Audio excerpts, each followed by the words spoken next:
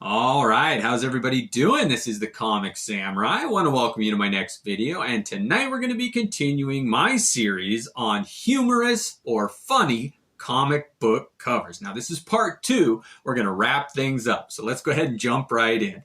First up, we got this Preacher, number 14, with a funny cover done by Glenn Fabry. And nobody can capture humorous expressions painted realistically better than he can. And this one with that guy, he's a vampire hiding under the bed, and you see the two guys who've clearly seen him drawing their weapons. And it's just sometimes all it takes is a funny expression to make a cover humorous.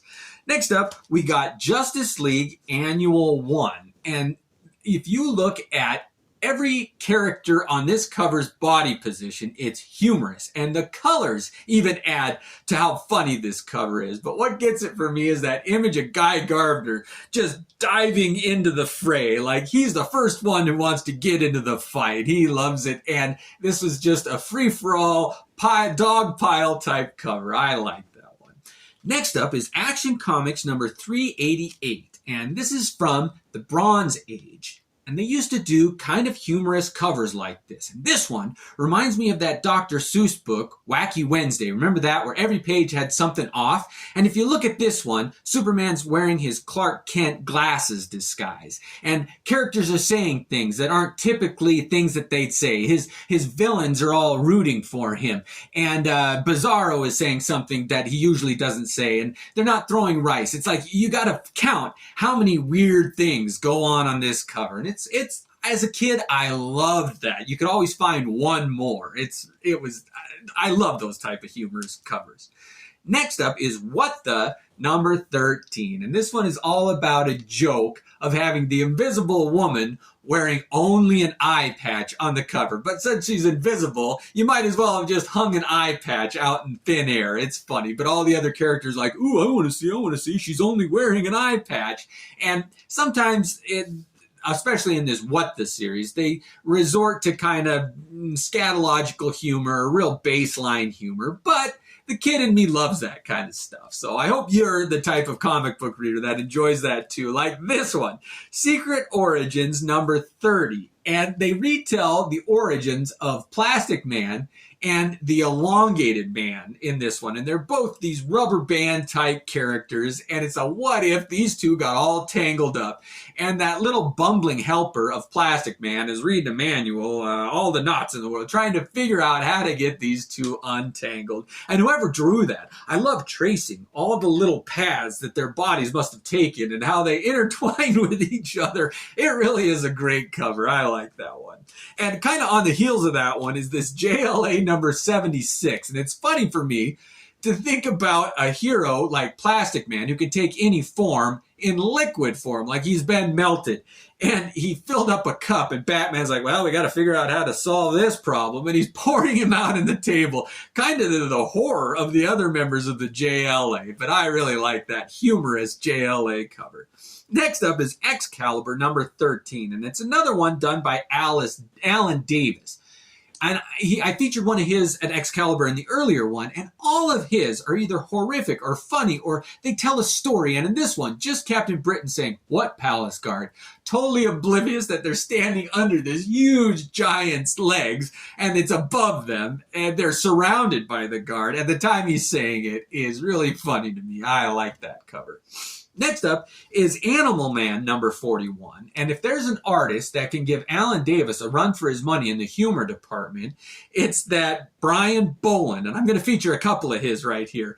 But that idea of a chicken laying an egg and then is that a triceratops hatching out of it like a dinosaur egg? And even the chicken is like, something's not right about this. It tells a story. It's a joke on the cover there. And the expression on Animal Man's face, it really does bring a smile to my face. Next up, we got Judge Dredd number 7. And these were kind of scary, horrific comic books. But Brian Boland had a knack of dispelling the horror that was happening in the future in this story with humor. And in this one, Judge Strahd's saying, this is your last chance to give up. I'm giving you one last chance. You better take it. When he's the one that's just about to be eaten by that dinosaur creature there. I really like that Brian Bolland cover. Next up, we got Blade number 5, and this is one of my all-time favorite covers. I discovered this comic book. There is a lot of things that happen in this comic. It is a hidden gem for sure. But that image of Wolverine taking his claws into Blade's head, and Blade's just smiling like, is that the worst you've got? It takes more than that to kill me. Oh, I really do like this comic book. It's a good one. Next up is Wolverine number 2. And it's hard to make Wolverine funny. But when you poke fun at his gruffiness and like he's a grump, I like that kind of humor. And in here, you see a bullet trail. These bullets went across. Somebody shot through the room, and they got his book. Like, he was innocently sitting there reading a book, and somebody just filled his room full of bullets. And he's like, well, now what? I got to put down my book and find out who shot at me. It tells a story on the cover of a comic. I love anything where when you look at it, there's more to it than just an image. There's a story. Next up is X-Men number 245. And this was the first Rob Liefeld cover that he did on the X-Men. And I think he should have done a lot more. Because this cover, I like how he drew Colossus and Havoc and Wolverine. Not my biggest fan of how he drew Longshot here, but the joke is that Wolverine's got a new leather jacket and these aliens came down. He's like, it'd be a shame if something happened. Like, bring it on. I'm looking for a fight. Give me an excuse to pop my claws. I do like this Liefeld. And it's got the trope of Liefeld's where there's bullets coming in from the edges of the comic book. I really do like that one. All right, and finally, my funniest comic book cover is Classic X-Men number 30. And I think this is Stephen Lightley. And he just, every cover that he does is underrated, in my opinion. And this one of Wolverine popping his claws with the Hulk's head on it. You're like, what in the world? Is that the real Hulk? And when you look closer, it's just a robot.